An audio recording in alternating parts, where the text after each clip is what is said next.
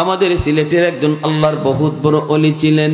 হামসাপুর বালাগঞ্জ এলাকায় তিনি যেমন আল্লাহ ওয়ালা, তেমন ছিলেন মুহাক্কিক আলিম, তেমন তিনি ছিলেন একজন অন্ধ, চোখে তিনি দেখতেন না।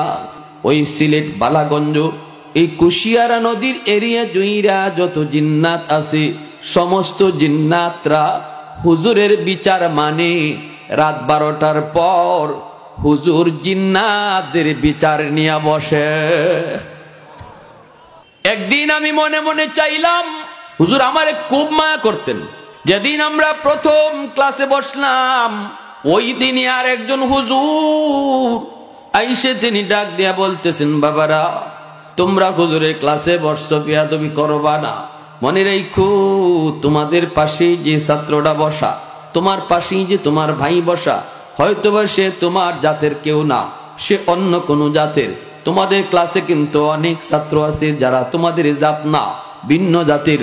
অতএব সাবধান, তোমরা বেয়াদবি করবা না, কোনো ধরনের এমন কোনো কাজ করবা না যার কারণে পাশের ছাত্রটার ক্ষতি হয়, তার মনোযোগ নষ্ট হয়, তাহলে কিন্তু তোমার ক্ষতি হয়ে যাবে। আর এই যে জানালা, হুজুরের পিছনের জানালাটা সব সময় খোলা রাখবা, জানালাটা বন্ধ করবা না। প্রথম দিনই তো আমরা ভয় পেয়ে গেছি, এবং আমি সামনের ক্লাসে বসা ছোট মানুষ, ভয় তো পাইমই। কয় কি আমার সাথে যে ভয় বলে জিন, যে ভয় লাগবে না? কিন্তু একদিন আমি মনে মনে ভাবলাম আজ 12টার পরে আর যাইমু না। মানে আমার ইচ্ছে হইল জিন্নাতের বিচার কেমনে হয় এটা আমি একটু দেখবো।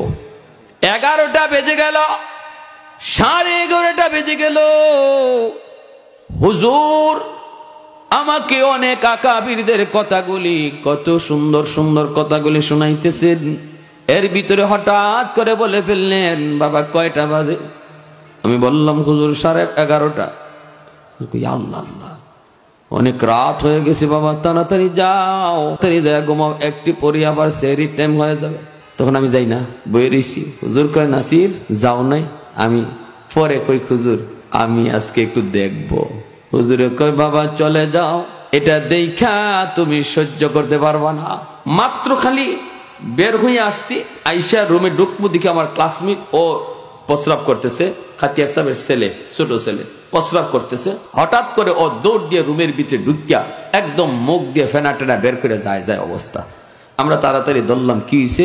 কয় একটা মহিলারে একটা পুরুষে জঙ্গলের ভিতরে দৌড়াইয়া মারতেছে, দুজনের সাদা পোশাক। এখন ভয় পেয়ে গেছে জঙ্গলের ভিতরে, আর মহিলাটা চিল্লাইতেছে, পুরা কবরস্থান জঙ্গলের ভিতরে। এই দৃশ্য দেখে সে ভয় পেয়েছে। হুজুরের মেয়ের জামাইও আমাদের ঘরে ছিলেন বসা, তিনিও আমাদের উস্তাদ। উনি করছেন কি, সাথে সাথে জঙ্গলের ভিতরে যে ঢুকছেন, ঢুকে তিনি আওয়াজ দেয়া বলতেছেন, এই বারবার তোমাদেরকে বলা হয়েছে রমজান মাসে নবীর মেহমানরা তারা পড়তে আসবে, তাদের কোনো ভয় দেখাবা না, তোমাদের কোনো আচরণে যেন তারা ভয় না পায়। কিন্তু তোমরা এমন কাজটা আজকে করছো যার কারণে নবীর একজন মেহমান ভয় পাইছে। বিচার কিন্তু আব্বার কাছে যাবে, বিচার কিন্তু আব্বার কাছে যাবে, বিচার কিন্তু যাবে।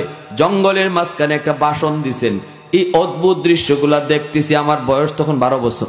আমি কই কোন দেশে আইলাম রে আল্লাহ, জঙ্গলে ভাষণ চলছে। ফজরের নামাজের সময় আমি মসজিদে যাই, দেখি হুজুর আগে আগে যাইতেছেন, চোখে দেখেন না লাঠি দিয়ে বর দিয়া রাস্তায় একুরিট মাইপা তিনি মসজিদে যেতে পারতেন, কেউ ধরা লাগতো না। আমি হুজুরের পিছনে পিছনে যাইয়া দৌড় দিয়া পাশে যাইয়া আস্তে করে হাতটা ধরে ফেললাম। এমনি বুঝে ফেলছেন নাসির? এমনি জি হুজুর। তো ধরে নিতেছি, তিনি বলতেছেন, বাবা গত রাত কি হয়েছে? কেউ কিন্তু এখন পর্যন্ত আয় নাই হুজুরের কাছে। ঘটনা ঘটছে 12টায়, একটু পরে সেহরি খাই আমরা আইছি, নামাজ পড়তাম। আমি কইলাম হুজুর ইসহাক আমিনি ভয় পাইছে, কি করতে দেয়া, হাজত সারতে দেয়া ভয় পাইছে। বাবা ওরা আমার কাছে আসছিল, সাথে সাথে আইসেই মাপ চাইছে। আর কই হুজুর জীবনের জন্য মাফ করে দেন, একটা বারের জন্য মাফ করেন, জীবনে আর কোনোদিন এই বেয়াদবি হবে না।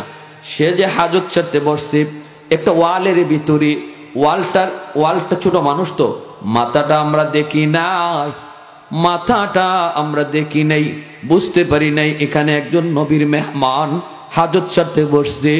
যদি দেখতাম হুজুর জীবনও কোনোদিন সে ভয় পায় এমন কোনো আচরণ করতাম না।